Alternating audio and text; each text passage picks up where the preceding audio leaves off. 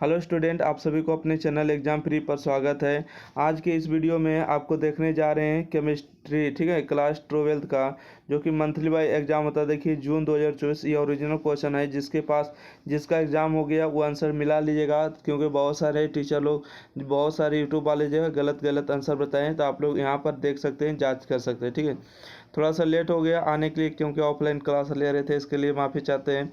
और कल से जो आपको समय पर आपको दिया जाएगा। ठीक है, चैनल को अभी तक नहीं सब्सक्राइब किए, सब्सक्राइब करिए। अभी तक जो ग्रुप में नहीं जुड़े, देखिए नंबर 6571 एग्जाम फ्री के व्हाट्सएप ग्रुप नंबर पर ज्वाइन करिए। इसके लिए कुछ नहीं करना, हाई लिख के भेजिए, आपको ग्रुप में ज्वाइन कर लीजिएगा। ओके, तो चलिए इसका आंसर हम बताते हैं आपको फटाफट क्या होने वाला है। देखिए क्वेश्चन नंबर 1 में आपसे पूछा गया था कि बताइएगा गैल्वेनिक सेल के आंतरिक सर्किट में क्या प्रभावित होती है। तो इसका बिल्कुल सही जवाब आइएगा ऑप्शन नंबर 1 आयन होते हैं। ठीक है, ऑप्शन नंबर बी गलत है। अगला, वह उपकरण जो स्वतः रेडॉक्स अभिक्रिया की रासायनिक ऊर्जा को विद्युत ऊर्जा में परिवर्तित करता है, क्या है। तो 2 का बिल्कुल सही जवाब ऑप्शन नंबर डी, ए और बी दोनों सही। ठीक है, मतलब गैल्वेनिक सेल भी है और डैनियल सेल भी है। ठीक है, ऑप्शन नंबर डी सही जवाब। अगला, सूक्ष्म सेल में इलेक्ट्रोड होता है। इलेक्ट्रोड क्या होता है। 3 का सही जवाब आपको होगा सी नंबर एमोनिया होता है। उस सेल का नाम जो अन्य के इलेक्ट्रोमैकेनिकल सेल परिवार का सदस्य नहीं है। तो 4 का सही जवाब मारिएगा ऑप्शन नंबर सी, यानी कि फोटोवोलिक सेल, ऑप्शन नंबर सी जवाब होगा। अगला है कि इलेक्ट्रोमैकेनिकल सेल निम्नलिखित नियमों में से किस का पालन नहीं करते। ठीक है, मतलब किस का पालन नहीं करते हैं। तो 5 का बिल्कुल सही जवाब ए नंबर होगा, सेल पोटेंशियल एवं व्यापक विशेषता का। चलिए क्वेश्चन नंबर 5 का 6 नंबर देखिएगा।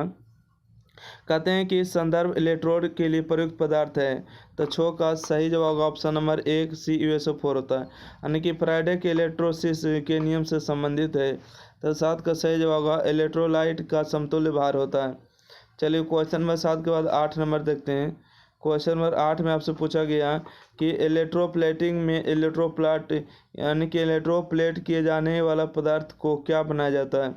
तो 8 का देखिए बिल्कुल सही। आप लोग को जिसका भी आंसर बता रहे हैं कमेंट बॉक्स में ज़रूर बताइएगा, और आप लोग अपना स्कोर जरूर बताइएगा। इसमें 30 का 30 देखेंगे, कैथोड इसका सही होगा। ठीक है, कहते देखिए क्वेश्चन पूछा गया है कि यानी कि इलेक्ट्रोप्लेटिंग में इलेक्ट्रोप्लेट किए जाने वाला पदार्थ को क्या बन जाता है। ठीक है, क्या बनाया जाता है, तो कैथोड बनाया जाता है।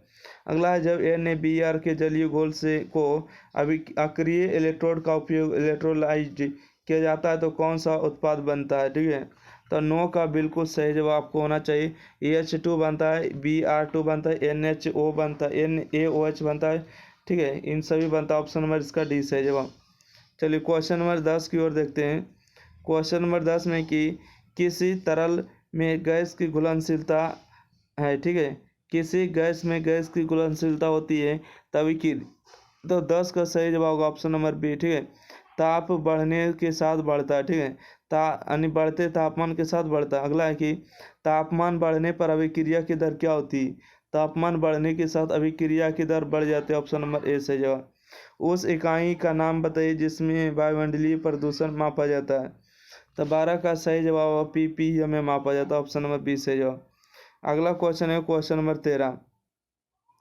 क्वेश्चन नंबर 13 है कि जब किसी दिए गए तापमान पर नमक और पानी विलय का संतृप्त घोल बनाया जाता है तो क्या होता है। तो 13 का बिल्कुल सही जवाब होगा ऑप्शन नंबर डी, तापमान के आधार पर घोल का आयतन विलय के आयतन से बढ़ या घट सकता है।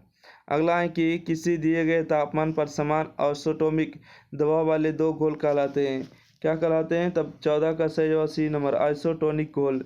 समुद्र के अच्छे संभाग के लिए सर्वोत्तम विकल्प है, तो इसका सही जवाब बताएगा 15 का ए होगा समुद्री जल।